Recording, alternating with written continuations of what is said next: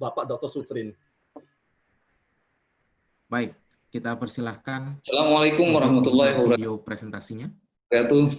Baik, teman-teman peserta webinar hari ini, saya akan membawakan satu topik tentang 3 stages of perception during COVID-19. Artinya adalah 3 tahapan persepsi selama COVID-19 ini, dan 3 prinsip habit setelah outbreak, setelah wabah, gitu ya. Baik teman-teman sekalian, saya ingin mengingatkan kepada kita semuanya bahwa ketika pada bulan Desember 2019 yang lalu ada satu fakta di mana ada virus yang berasal dari hewan, ya, di mana virus ini berasal dari Wuhan, China. Pada saat itu orang mulai bermunculan menyampaikan pendapat. Apa yang pertama kali jadi pusat perhatian orang pada saat ini? Orang mengatakan bahwa Cina jauh dari Indonesia. Ada yang cuek, biarlah itu terjadi di Cina. Oke? Kemudian ada yang mengatakan berbahaya memakan makanan yang tidak biasa. Tapi sebagian orang kemudian mengkhawatirkan virus itu akan menyebar kemana-mana. Maka pertanyaannya adalah, kenapa mereka beranggapan berbeda-beda? Ada sebagian orang yang punya pengalaman. Pada tahun 2003, ketika pada saat itu terjadi epidemi SARS. Kemudian kita melihat lagi ada satu perkembangan ketika Indonesia mengumumkan ada 2 orang positif COVID-19 pada tanggal 2 Maret 2020, ya. Dan tidak lama berselang kemudian WHO resmi mengumumkan bahwa wabah COVID-19 itu sebagai pandemi global, ya. Hanya berselang kurang lebih beberapa hari. Dan ternyata, ya, pada tanggal 2 Mei hanya kurang lebih 2 bulan. Indonesia mengatakan bahwa ada 10.843 kasus, ya, di mana yang meninggal lebih dari 800 orang, hanya dalam tempo 2 minggu.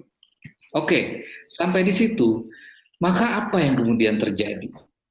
Bagaimana setelah WHO menyatakan bahwa ini sebagai suatu pandemi? Orang-orang mulai sadar informasi. Ya, sadar informasi ditunjukkan dengan orang mulai haus informasi, orang mencari berbagai media, kemudian membaca, mendengar, melihat, dan seterusnya. Kemudian setelah itu apa? Muncul perhatian. Ada perhatian baru, karena apa? Dalam tanda kutip di situ ada bahaya. Mulai orang takut, panik, gitu ya. Orang cari kebaruan-kebaruan informasi. Kemudian mulai melindungi diri, mengantisipasi keadaan, mengatur kegiatannya sampai membatasi pergerakan dan lain-lain. Dari kondisi itu kemudian muncullah interpretasi.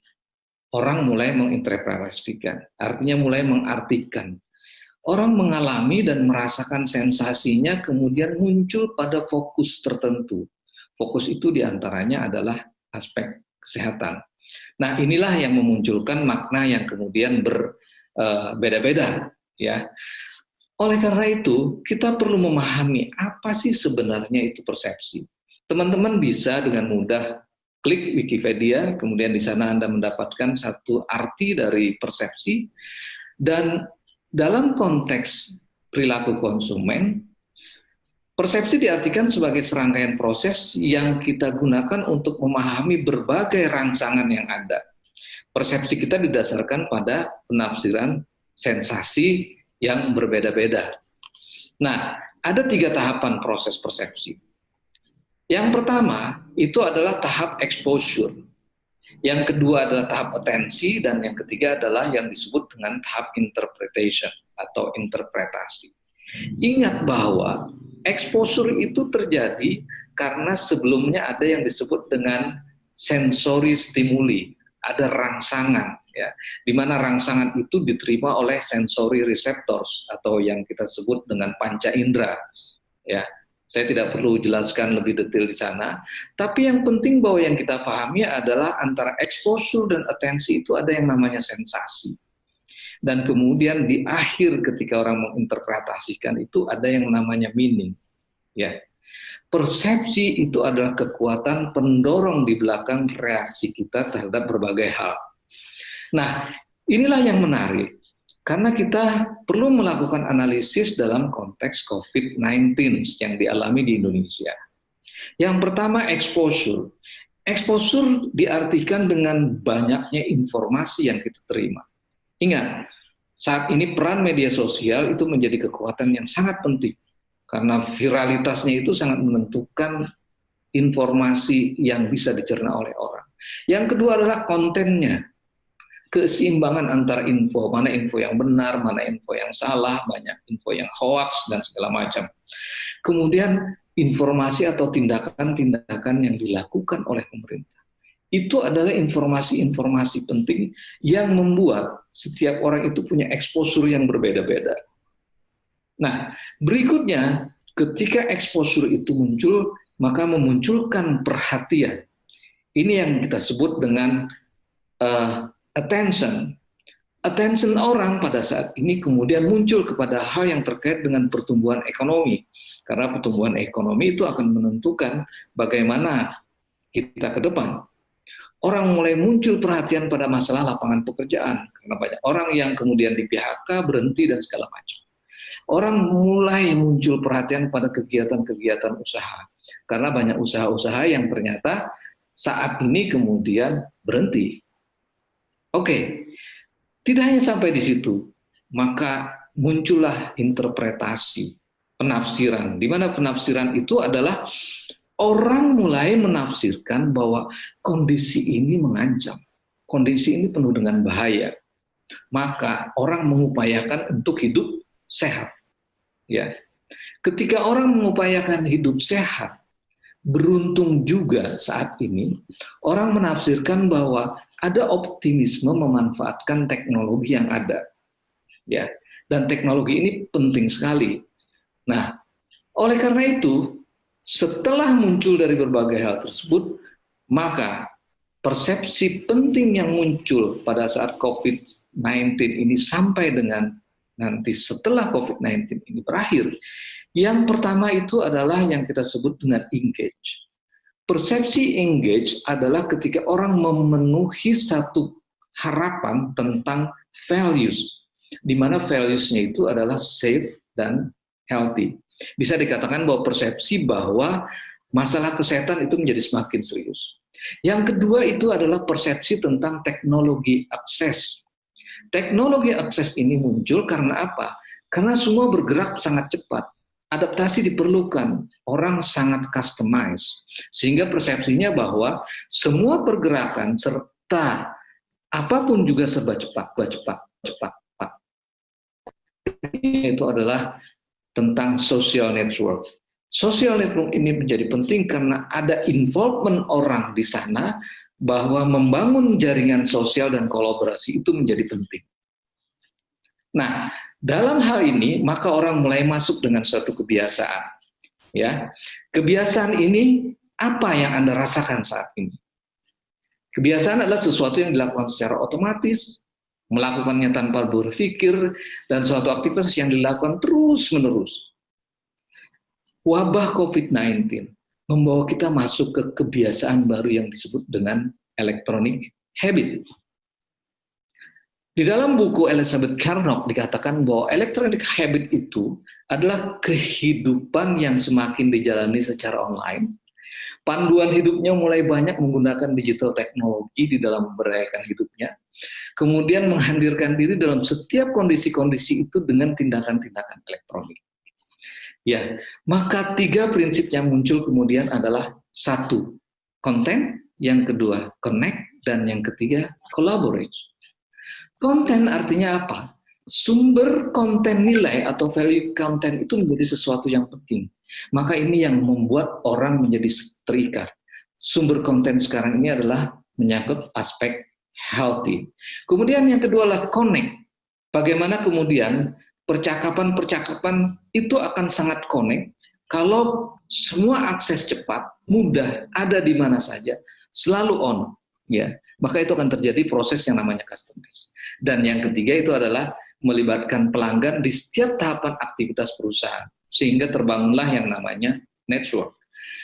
Teman-teman semuanya, terakhir saya ingin sampaikan kepada Anda, begitu aspek-aspek itu muncul, maka penggunaan platform menjadi sangat kuat. Ya, platform yang terjadi contoh saja di kesehatan adalah jaringan asuransi, rumah sakit, klinik, laboratorium, farmasi, itu menjadi sesuatu yang disebut dengan information intensive industry. Ya. Contoh lagi di pendidikan misalnya platform global classroom, Udemy, Coursera, edX dan lain-lain, kemudian menjadi kebiasaan-kebiasaan baru. Baik, teman-teman semuanya, maka sebagai penutup, jika ingin membangun kebiasaan baru, maka buatlah menjadi menarik dan menyenangkan. Demikian. Terima kasih dari saya. Assalamualaikum warahmatullahi wabarakatuh. Waalaikumsalam Wah, warahmatullahi luar biasa Pak wabarakatuh. Berto, presentasi dari Dr. Sufrin. Yang saya catat Pak Berto, akibat COVID pandemi ini ada perubahan habit yang diistilahkan dengan e-habit. Yang ada Iya, tiga, yaitu konten, connect, sama collaborate. Wah, sangat menarik sekali nih Pak Berto. Kita mengharapkan Dan ini banyak pertanyaan nih. Iya, ini langsung nyambung ke pertanyaan pertama. Ini sudah ada pertanyaan dari Ibu Sita Hutagalung. Selamat pagi Bu Sita, nanti bisa chat ke saya via Zoom Selamat pagi, Bu untuk Sita. mengirimkan nama dan alamatnya. Pertanyaan dari Bu Sita Hutagalung ini adalah kepada Pak Sufrin. Apakah rencana dari pemikir-pemikir bangsa, nih salah satunya ASIM, untuk mengajukan kepada DPR mengenai regulasi peraturan di bidang perekonomian dalam menghadapi sistem perekonomian di era new normal dengan electronic habit-nya. Jadi sudah ada upaya belum nih Pak Sufrin dari AASIM atau pihak-pihak lain yang mengusulkan kepada pemerintah bahwa peraturan ini regulasinya harus diubah karena situasi sebelum pandemik dan setelah pandemik ini sudah relatif berbeda. Ya, seperti itu. Nanti ada lagi yang kedua pertanyaannya. Nanti sebentar dulu Bu ya, satu dulu Ya, ini minta silakan. dijawab oleh Silakan Pak Mas Sufrin untuk ditanggapi dan dijawab, dijelaskan Mas Sufrin. Oke, terima kasih Mas Musti, Mas Berto, dan Bu Sita tadi ya. Menarik sekali bahwa ini kaitannya dengan proses-proses yang dilakukan oleh AASIM itu, apakah kemudian ada rencana mau disampaikan kepada policy makers atau DPR gitu ya. Jadi gini, AASIM itu punya satu aktivitas, yang satu adalah studi dan research, kemudian yang berikutnya itu adalah juga terkait dengan diskusi-diskusi, terutama dikaitkan dengan diskusi terkait dengan publik.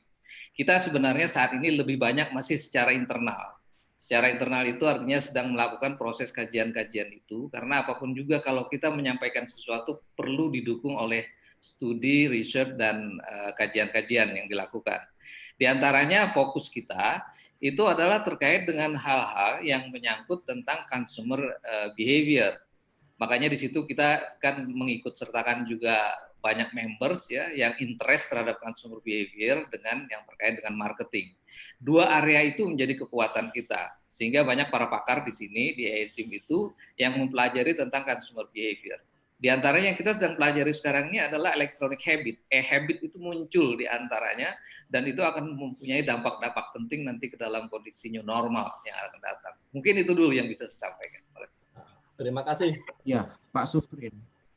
Ini satu lagi ada tambahan. Jadi kalau saat ini menurut pandangan Pak Sufrin, di bidang ekonomi sendiri sudah ada atau belum ya kira-kira peraturan yang dapat ditafsirkan dan dimodifikasi aplikasinya sesuai dengan sistem perekonomian di era new normal?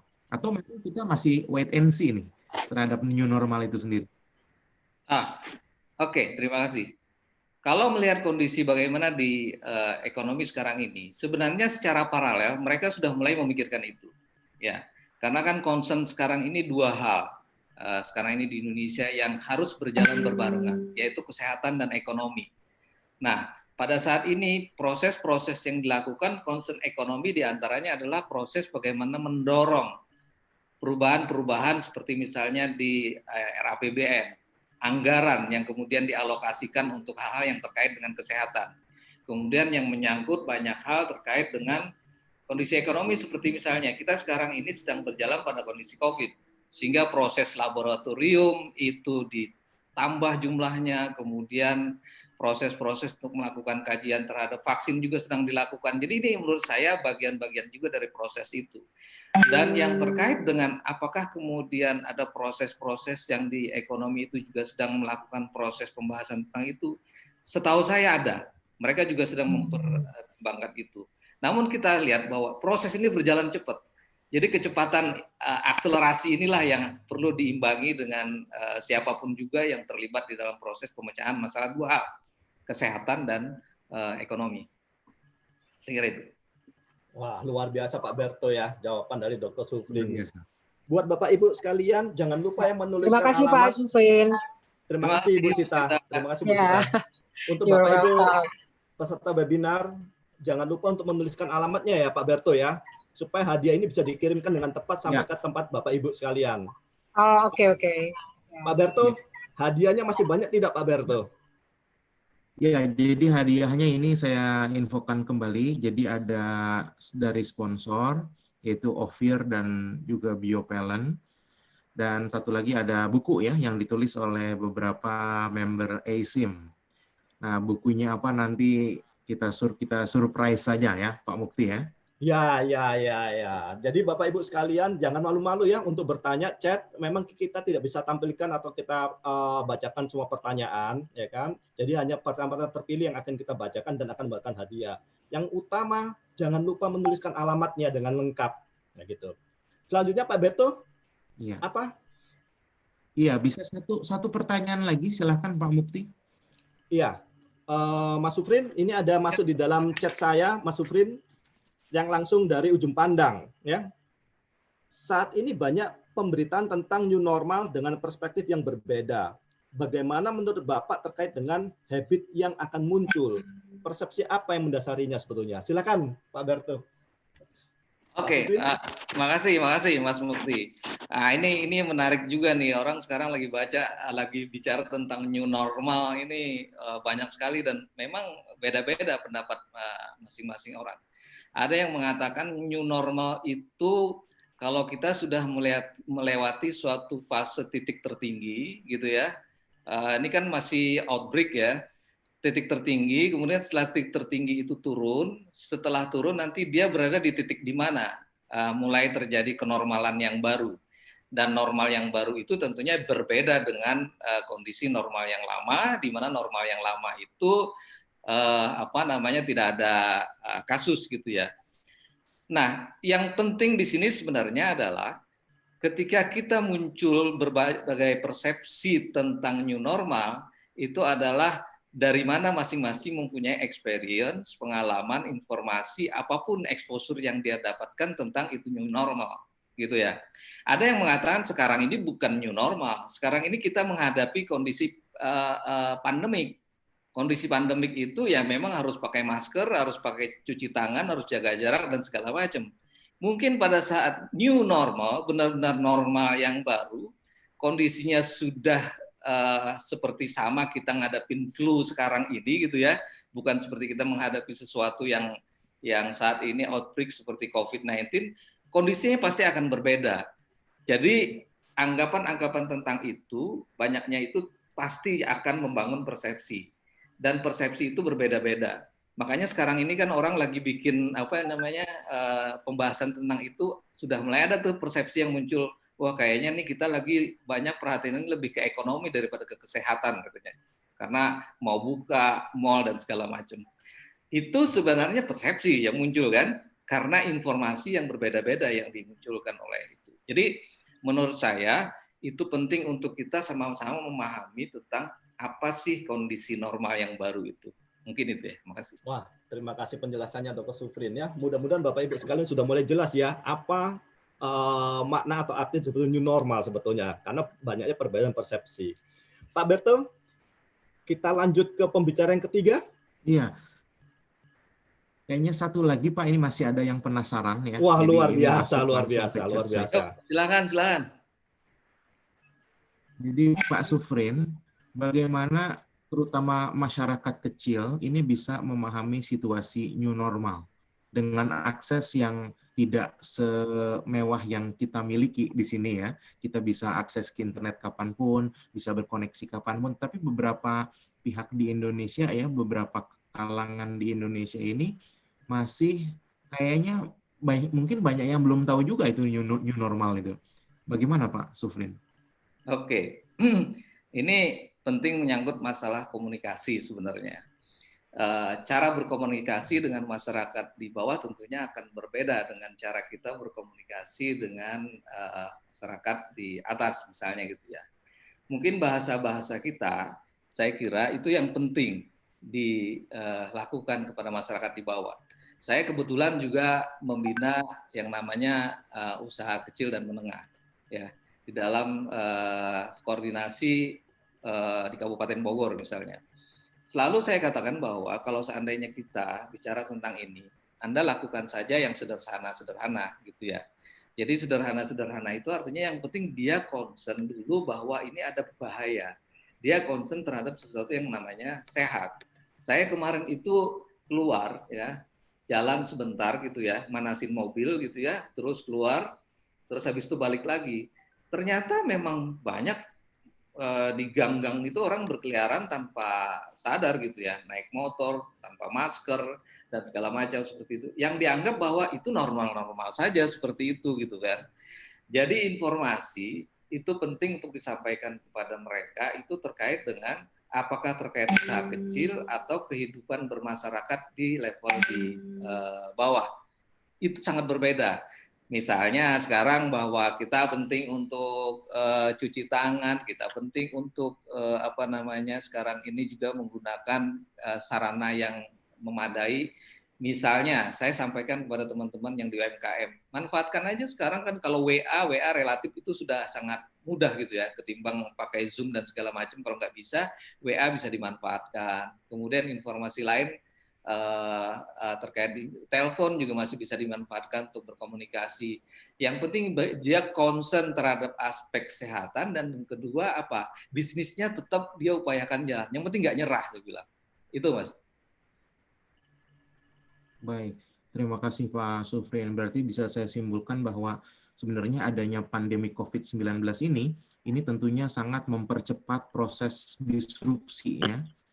Ya, betul. Ya ini betul. contohnya aja kita kalau sebelum ada era pandemi, kayaknya webinar-webinar ini sudah ada, tapi tidak semenarik sekarang. Kalau sekarang sepertinya webinar itu ya kita karena ada unsur keterpaksaan ini, jadi tiba-tiba nggak gaptek gitu. Ya. Begitu. Pak Betul Muksi? sekali, betul sekali, Mas Bertul. Jadi akibat ini memang perubahan perilaku itu sangat mendasar